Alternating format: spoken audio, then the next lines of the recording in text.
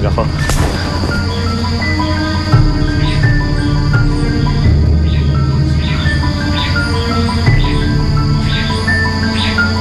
Kapal naman talaga ng mukha mo. Magpunta pa dito.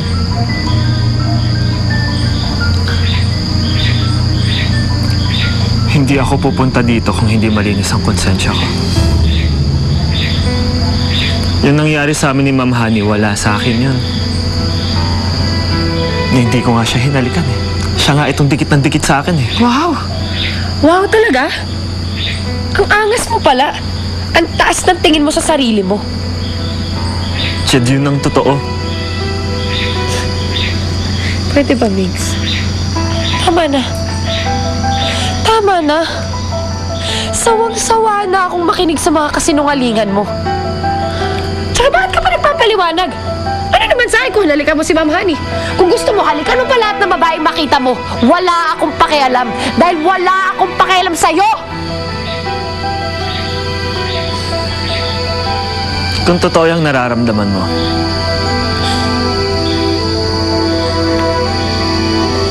at yan talaga ang nararamdaman mo, bakit ka nasasaktan? Aminin mo nga sa akin. May nararamdaman ka ba sa akin? Mahal mo rin ba ako?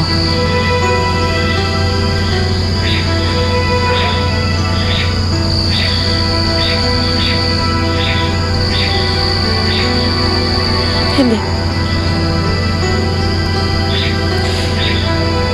Pagkatapos ng lahat na nadiscover ko. Sorry, Mix. Pero hindi na yata kita matututunang mahalin.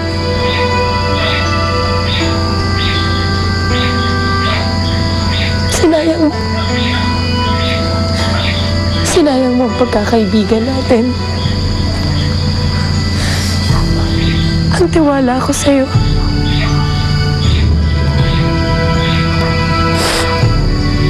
Niloko mo ko. Niloko mo ako at ang pamilya ko. Kaya kung pwede, malis ka na. Please.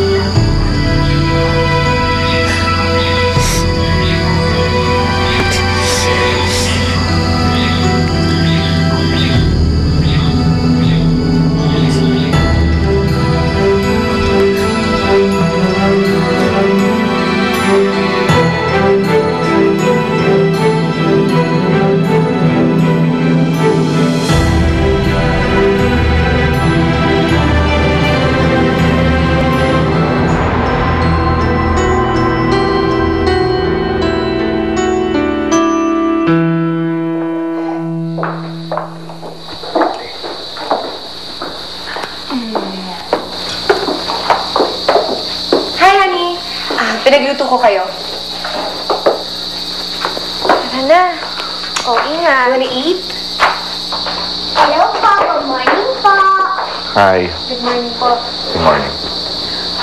Sir, mukhang maganda ang panahon ngayon Maganda ang sikat ng araw. Gusto niyo po ba ipaghanda ko kayo ng almusal ni Trudy sa garden? That sounds like a good idea. Thank you, Precious. Sige po.